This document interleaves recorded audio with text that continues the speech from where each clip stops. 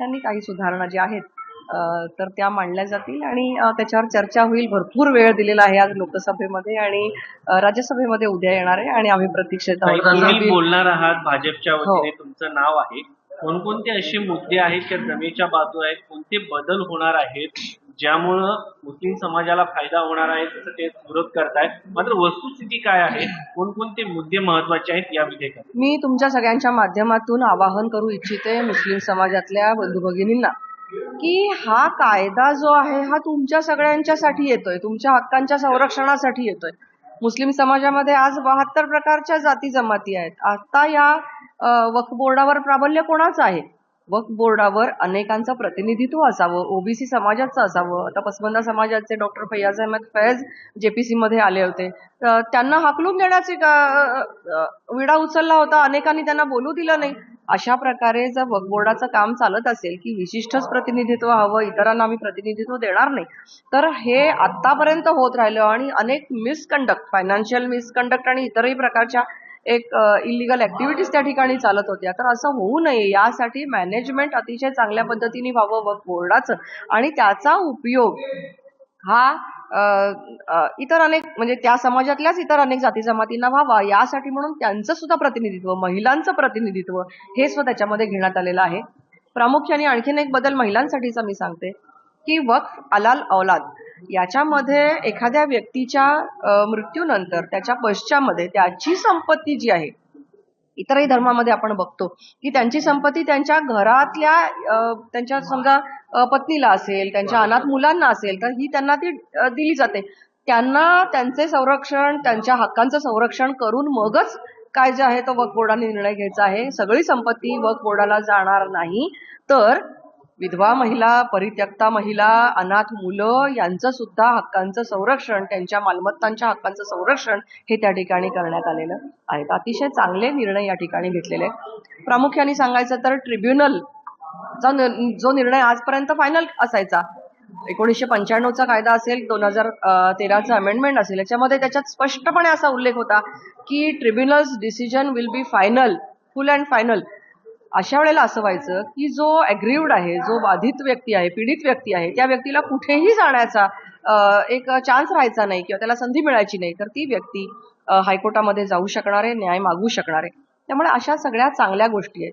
प्रामुख्याने वक्फ बोर्डाला limitation act या सगळ्या कायद्याला लागू झालेला आहे. त्याच्यामुळे एखादी व्यक्ती वक्फ क्रिएट करत असेल तर त्याची नोंदणी ही वेळेमध्ये करावी लागेल. न्याय मागण्यासाठीची प्रोसिजर तयार झालेली आहे आणि न्याय देण्यासाठी सुद्धा आपल्याला लिमिटेशन ऍक्ट लागू झालेला आहे, जो आजपर्यंत नव्हता. इतक्या जमेच्या बाजू असताना रजा अकादमी असेल, उद्धव ठाकरे असतील, शरद पवार असतील, हे का विरोध करतायत? काँग्रेस, समाजवादी. आता तो त्यांना विचारण्याचा प्रश्न आहे की इतक्या सगळ्या जमेच्या बाजू असताना, समाजाला, मुस्लिम समाजाला पण चांगला न्याय मिळत असताना तुम्ही का विरोध करताय?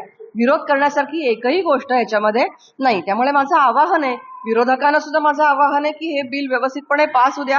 हे बिल रिट्रो इफेक्ट घेऊन येत नाहीये, तर पुढे येणाऱ्या वक्फ जे क्रिएट होणार आहेत जागा, त्यांच्यासाठी अतिशय सिस्टमॅटिक की वक्फ करणारी व्यक्ती स्वतः त्या जागेची मालक असायला पाहिजे, ती दान देण्यासाठी पात्र असायला पाहिजे आणि वेळेमध्ये त्या वक्फ जी जागा तयार झालेली आहे, वाकिफचं नाव, तारीख, ऍड्रेस हे सगळं दिलं पाहिजे. आज होतंय काय की जे रजिस्टर केल्या जात आहेत वक्फच्या प्रॉपर्टी ज्या आहेत त्याच्यामध्ये इतकी तफावत आढळते आपल्याला की त्याच्यामध्ये कुठेही ज्यांनी जागा दान केली त्याचं नाव नसतं, तारीख नसते, ऍड्रेस नसतो, सीमारेषा नसते, कुठल्याही प्रकारची माहिती न देता अमुक एक जागा वक्फ म्हणून डिक्लेअर केली. तर आतापर्यंत कलम जे सेक्शन जो 40 होता, त्या 40 कलमच्या आधारे कुठलीही जागा ही वक्फ म्हणून घोषित केली जायची आणि मुळात जो मूळ मालक आहे त्यालाच उपरा किंवा बाहेरचा ठरवलं जायचं आणि त्याला ट्रेसपासर मानलं जायचं. आता इथून पुढे त्याला दाद मागण्यासाठी जर आम्ही संधी देतोय आणि मग ती संधी मिळाल्यानंतर जो काही निर्णय होईल तो सगळ्यांसाठी बोथ साइड्स तो ऍप्लिकेबल असेल, असं असताना विरोध करण्याची कुठलीही संधी आज केंद्र शासनाने ठेवलेली नसताना तुम्ही का विरोध करताय आणि दिशाभूल करताय एका विशिष्ट समाजाची? तुम्हाला त्यांना पुढे न्यायचं नाहीये का? तुम्हाला त्यांना शिकवायचं नाहीये का?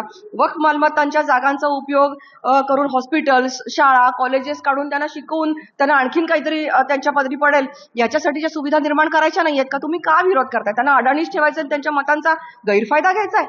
कशासाठी आपण हे करतोय? हे जगाला कळलं.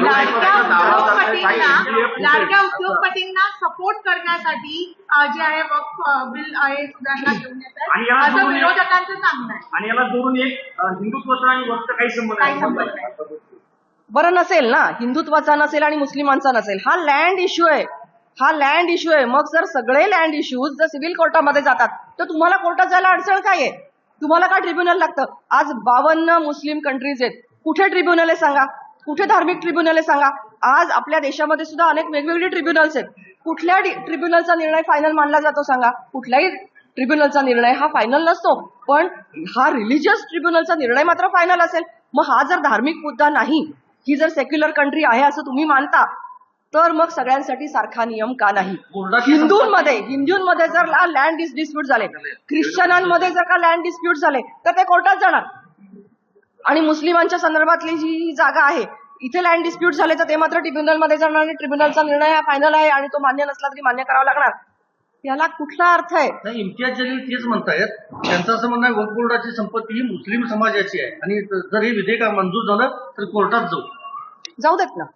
ही संपत्ती जी आहे 1950 सालची आकडेवारी सांगते की जवळजवळ 37,000 एवढ्या जागा 1950 साली आणि 54 सालापर्यंत एवढ्याच जागा वक्फ म्हणून डिक्लेअर केल्या होत्या. मधल्या काळामध्ये 10 लाख पर्यंत प्रॉपर्टी पोहोचल्या कशा? आणि 10 लाख ही आकडेवारी सुद्धा काही खात्रीलायक सांगता येणार नाही, कारण कित्येक अत्यंत जादा असू शकते. कारण नोंदवलेल्याच नाहीयेत जागा. ज्या जागा नोंदवल्या आहेत त्याच्यामध्ये कुठल्याही प्रकारचा तपशील नाही. त्या जागा किती एकर आहेत याचा तपशील नाही. कित्येक डॉक्युमेंट्स मी दाखवू शकते. उत्तर प्रदेश मधली एक जागा आहे मुरादाबाद, या ठिकाणची एक स्पेसिफिक जागा 70 लाख एकर दाखवली आहे. मग आम्ही त्यांच्या ही चूक निदर्शनास आणून दिली. अशा अनेक एकच जागा 70 लाख एकरची वक्फ कोणी केली त्यांना हे तर सांगा. तुम्ही नाव नाही सांगणार आणि म्हणणार जागा आमच्या आहेत, असं कसं चालेल? काहीतरी आई वडिलांनी सुद्धा जागा जेव्हा मुलांना देतात तेव्हा बक्षीस पात्र जेव्हा करतात ते रजिस्ट्रेशन करतात. आई वडिलांनी दिलेल्यांचं नाव असतं, मुलाला दिले असतील तर त्याचं नाव असतं, तारीख असते. आणि हे कुठेही यांच्या जागा ज्या ट्रान्सफर होतात असं ते सांगतात. वाकिफ कोण आहे ते सांगा, कोणी दिली ते सांगा, तारीख सांगा. एवढंच आमची अपेक्षा आहे. ताई, आपण म्हणता की हिंदुत्व आणि मुस्लिमांचा काही संबंध नाही आहे असं आपण आता स्पष्ट करताना. नाही, तुम्ही असं म्हणालात की समजा राऊत म्हणाले की संबंध नाही, तर समजा नसेल, कुठल्या धर्माचा विषय नसेल जर, तर सगळ्यांनीच आपण कोर्टात जाऊया ना. मग तुम्ही मागणी करा की ट्रिब्युनल रद्द करून टाका आणि कोर्टच फक्त ठेवा.